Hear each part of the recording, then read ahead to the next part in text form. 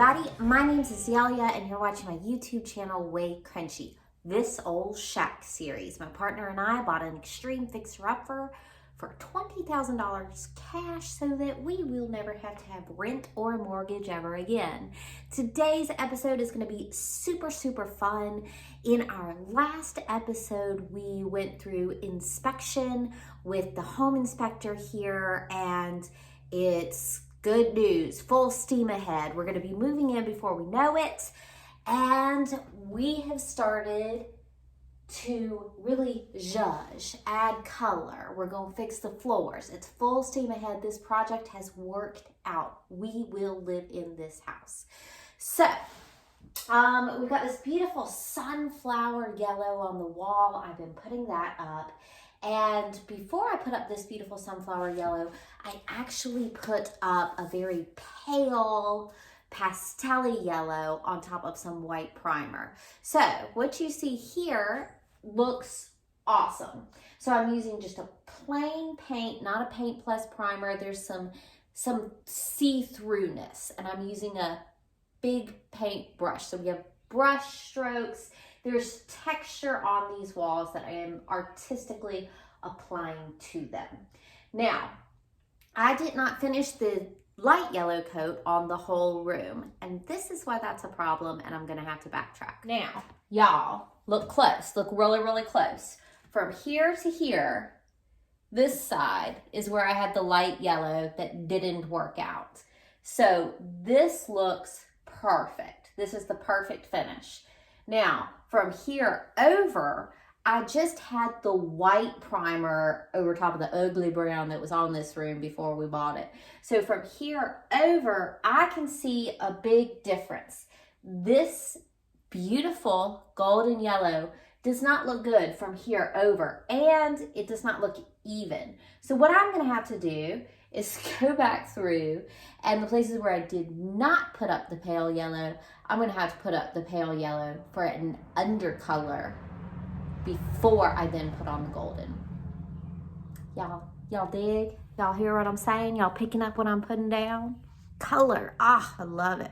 On this wall, you can see an example of where I did the pale yellow and then the primer on top of that old ugly brown. So I have to bring the pale yellow across here, but at the moment my heart is just on fire for this gold, so I'm going to cover everything that's already pale yellow with the gold.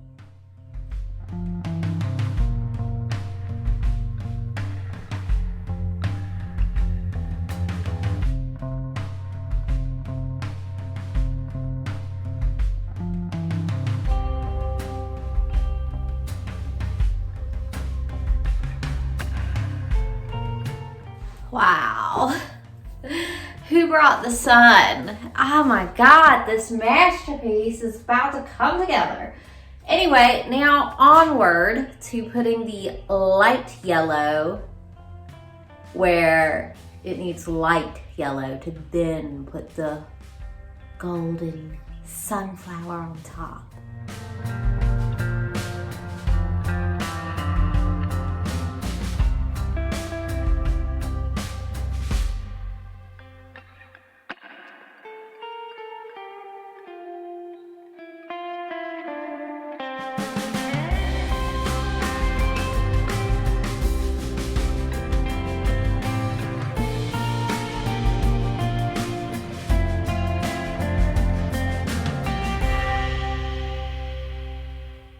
Well, that phase of pale yellow where there needs to be yellow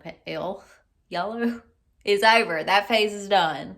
Looking really good. All right, now we're doing white for all the trim.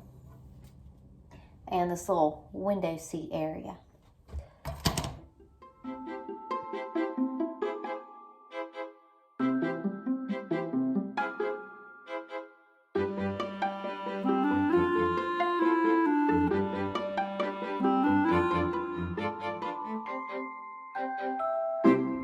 Well, here we are, another day, another afternoon. This morning, I was going to get some cardboard boxes out, just off the curbs, like out of the trash. I had eyeballed some good cardboard to smother out the grass under my raised beds. And so I took my daughter to school and went back around the block, and the garbage truck had been right behind me and took all the cardboard. So I like to take things out of the garbage stream to reuse them. But if I can't do that, then I'll take them out of the recycling stream, because it's better to reuse than to recycle. So reduce, reuse, recycle in that order. Reduce the amount of garbage you're putting out into the world. Reuse what you can, because it takes energy to recycle things. And then, of course, recycle. So anyway, I got a mess of cardboard out the recycling. So anyway, I'm going to get to work on this.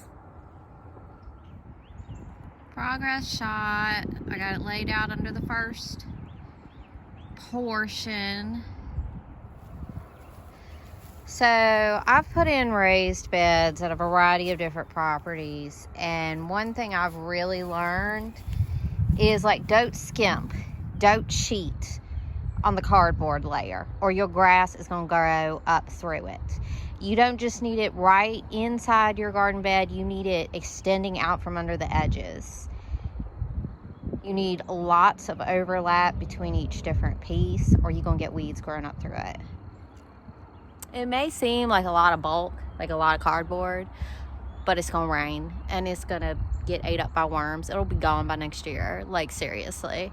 Mulch will go on the paths. We'll do some kind of probably deer fence and like a rock or log border around the edge for the mulch so it doesn't wash away. And obviously soil in the raised beds.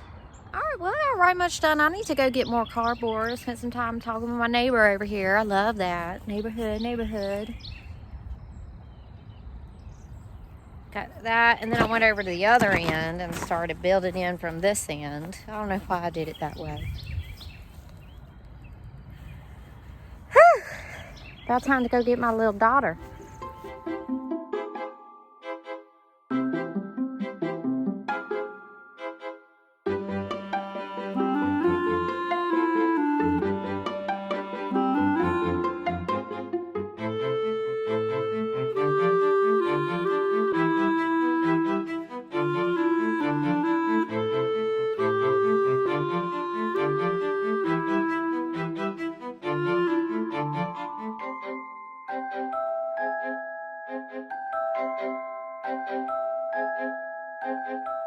Y'all don't know, I freehand all my trim. I'm an artiste.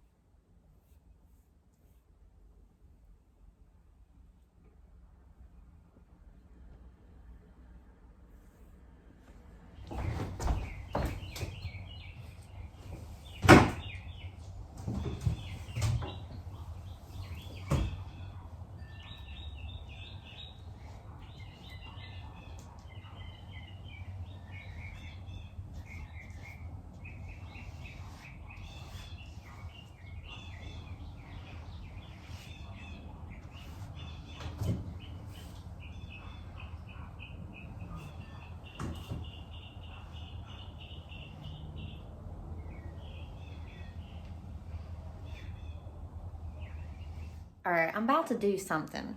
I finished all the trim in here. That was a lot, especially just freehanding. Anyway, I'm about to do something. You see the mantle? It's brown, it blends in with the stonework. I still need to do the darker yellow right there, but I think it needs to be white. Now, I haven't talked to John about this. I hadn't really thought about this before, but I feel like I need to do it right now. So I'm going to do it, and I'm just going to really hope that it's beautiful. Let's see how this works out.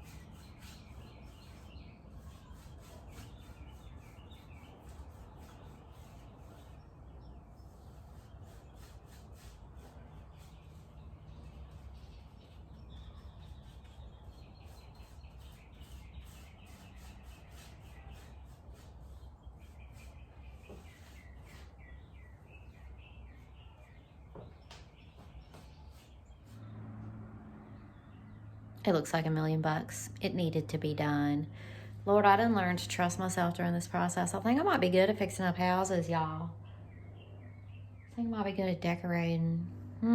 We'll see. Leave it just a little bit rough. Not all the way painted solid white, just a little bit of rough. That's rustic.